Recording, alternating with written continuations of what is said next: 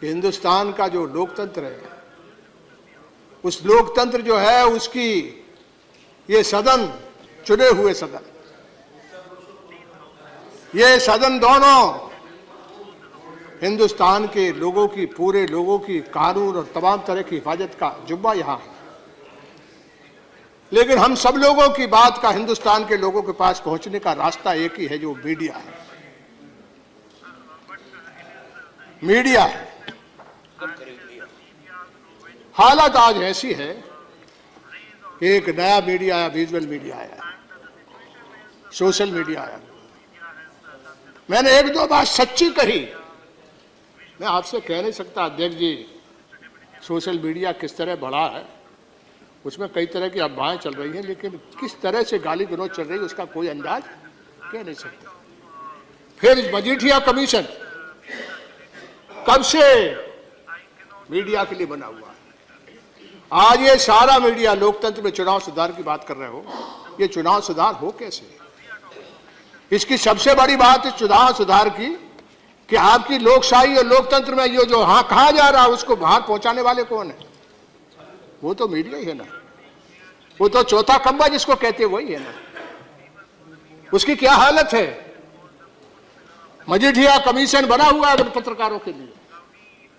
याद रखना, मीडिया का मतलब है, पत्रकारिता का मतलब है पत्रकार, वो उसकी आत्मा है। ये लोकशाही और लोकतंत्र जो खतरे में, उसका एक कारण जो है वो ये है कि हमने पत्रकार को ठेके में डाल दिया। ठेके में नहीं डाल दिया, सबसे ज्यादा यानी क्या कहते हैं, हायर एंड फायर, एक नई चीज यूरोप से आई है। यानी सबसे ज्यादा हायर एंड फायर का ये कोई है। मैं बड़े बड़े पत्रकारों के साथ रहा हूं, बड़े बड़े लोगों के साथ रहा हूं। पहले भी हमने मीडिया देखा, आज मीडिया देखा। सबसे बड़ी उसकी आत्मा कौन है? सच्ची खबर आए कहां से? राम गोपाल जी जो पत्रकार है, जब पिछला चुनाव लोकसभा विधानसभा का हो रहा था तो मैंने खुद जाकर के चुनाव आयोग को कहा था कि ये पेड न्यूज है, ये इतना झिठीरे से लगा हुआ है। यानी सारा जो पत्रकार है वो आज जितना बेचैन और परेशान है, उसके पास ईमान भी है लेकिन वो लिख नहीं सकता।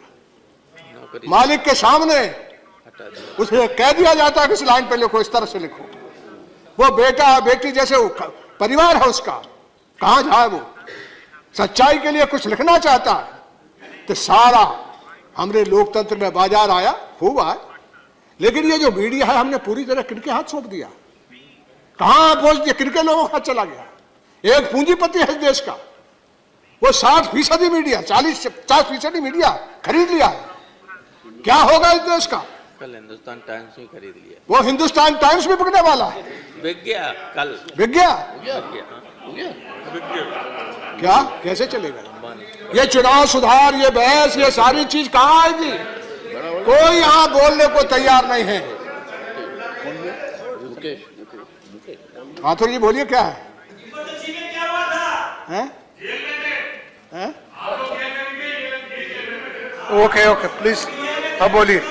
आप बोलिए। उसमें मजा आता है। अब बोलिए। इसमें कोई की बात सुन, कोई अच्छी बात कह देता है, सुनने दीजिए। किसी कोई बोल रहा था, मैं उसको बहुत बड़ी चीज मानता हूँ, आप मत बोलिए। तो कोई बोलेगा और वो बात पर है, हो सकता है तो मुझे ठीक कर दे। तो निश्चित तौर पर मैं आपसे कहना चाहता हूं कि जो मीडिया है, इस पर लोकतंत्र में, लोकशाही में जो आपके हाथ में, इस पार्लियामेंट के हाथ में है, कोई रास्ता निकलेगा कि नहीं निकलेगा? ये जो पत्रकार है ये है चौथा खंबा, उसका मालिक नहीं है। और हिंदुस्तान में जब से बाजार आया है तब से तो कैसा इतना बड़ा पैमाने पर पूंजी लोगों की बड़ी है। और मैं आज बोल रहा हूं तो ये मीडिया मेरे खिलाफ कल करेगा काम, बुरा लिखेगा वो। लेकिन मेरे जैसा आदमी जो है, जब 4 साल 4.5 साल जेल बंद के आजादी के भारत में आया हूं, तो कोई रास्ता यदि रुक जाऊंगा तो मैं सोचता हूं कि मैं घात करके जाऊंगा हिंदुस्तान की जनता के साथ। आज सबसे ज्यादा हायर फायर यानी ठेके पर लोग रखे जा रहे हैं इस पार्लियामेंट में। यानी पूरी तरह से हिंदुस्तान के कोई नौकरी नहीं निकल रही, कोई रोजगार नहीं निकल रहा। सारे पूंजीपति, सारे प्राइवेट सेक्टर के लोग, वो सब। और अखबार जो है उसमें सबसे ज्यादा ठेके पे पत्रकारों को रखा जा रहा है, सबसे ज्यादा रखा जा रहा है। ये कौन लागू करेगा जब बजट से कमीशन? इनको कोई यूनियन नहीं बनाने देते। किसी पत्रकार से बात करो तो वो दहशत में आ जाएगा, उसका मालिक दूसरे दिन उसको निकाल फेंक देगा। कैसे मीडिया सुधरे? नहीं सुधरेगा तो ये चुनाव सुधार की सारी बहस ही मर जाएगी। ये भी छाट छाट के देंगे। ये मालिक बोलेगा किसका देना किसका नहीं देना, रोज बोलता है ये। हम रोज यहां बोलते हैं, ये रोज बोलता है कि हमारे जैसे आदमी को मत छापो, क्योंकि ये सच बोल रहा है और सच ही इस बैलेट पेपर का ईमान है। ये जो वोट है इसका सबसे बड़ा ईमान बैलेट पेपर है। इस ईमान का चारों तरफ से पूंजी ने घेर लिया है, बड़े पैसे वालों ने घेर लिया है। और सबसे मुश्किल यह है कि बहस करें तो कैसे करें? वो बहस, इतना बड़ा देश है, कॉन्टिनेंट है ये, हमारी बहस और हमारी बात कहीं जाने को तैयार नहीं है, कहीं पहुंचने को तैयार नहीं है। ये सारा अखबार का मालिक सब पूंजीपति और कई धंधे कर रहे हैं, यानी बड़ी बड़ी जमीनें ने ले ली, ये कई तरह के धंधे कर रहे हैं। यहां घुसे आते हैं, यहां घुसे आते हैं, इनको सब लोग देते हैं टिकट। मैं आपसे कहूं कि ये लोकतंत्र है, कभी बचेगा नहीं। एक कानून बनना चाहिए कि यदि कोई मीडिया चलाता है, पत्रकारिता अखबार चलाता है, वो तीसरा कोई दूसरा धंधा नहीं कर सकता। क्रॉस होल्डिंग बंद कर दो, क्रॉस होल्डिंग बंद होना चाहिए। पहला कानून पास करो, कैसे हिंदुस्तान नहीं सुधरता। हमारे जैसे लोग, कई लोग हिंदुस्तान में हैं जो सच को बहुत बगावत के साथ बोलेंगे। हिंदुस्तान बनाने के लिए पहले लोगों ने किया है, मैं नहीं मानता आज ऐसे लोग नहीं है, बहुत लोग हैं। हम सच को जमीन पर उतारना चाहते हैं, कैसे उतारे? इतना बड़ा देश है, कैसे उतारे? अच्छा बोल रहे हैं, इनको बोलने कैसे उतारे? ये सारे लोग सुन रहे हैं, अभी तो केवल 20 मिनट हुआ है, कैसे उतारे? 30 मिनट हुआ। यानी ये पूरा का पूरा जो चौथा कमरा है उस पे इमरजेंसी लग गई, आपातकाल लग गया, अघोषित आपातकाल लगा हुआ हिंदुस्तान में। ये जो पत्रकार है ऊपर बैठा हुआ, वो कुछ नहीं लिख सकता, कुछ उसके हाथ में नहीं है।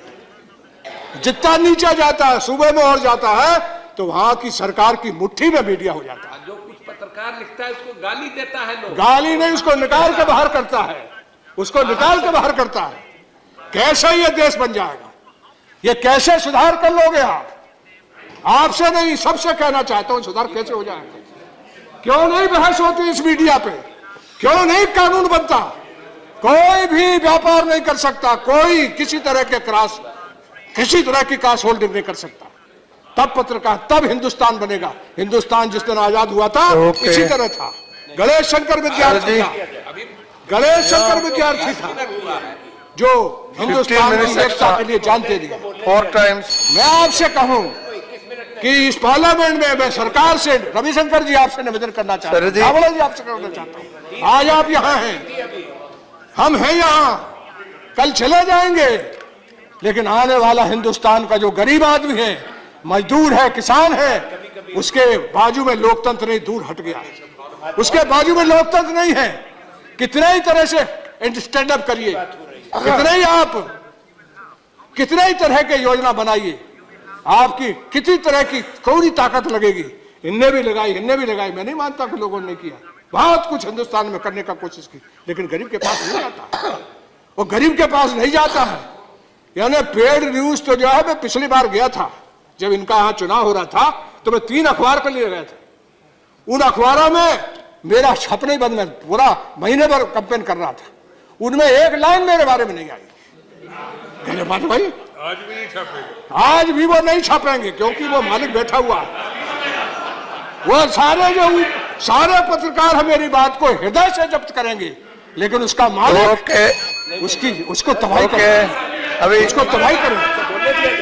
मैं आपसे कहता हूं कि कानून इसका बनना चाहिए। जब लोकतंत्र से तब सुधरेगा जब आप अखबार का मालिक जो है वो धंधा एक करेगा, एक, या तो वो पत्रकारिता करेगा और नहीं तो दूसरा धंधा नहीं करेगा। दूसरा धंधा वो बेईमानी करने के लिए अखबार चला रहा है, अखबार बेईमानी करने के लिए चला रहा है। लोकतंत्र का नहीं चला रहा, हिंदुस्तान के किसान मजदूर का नहीं चला रहा।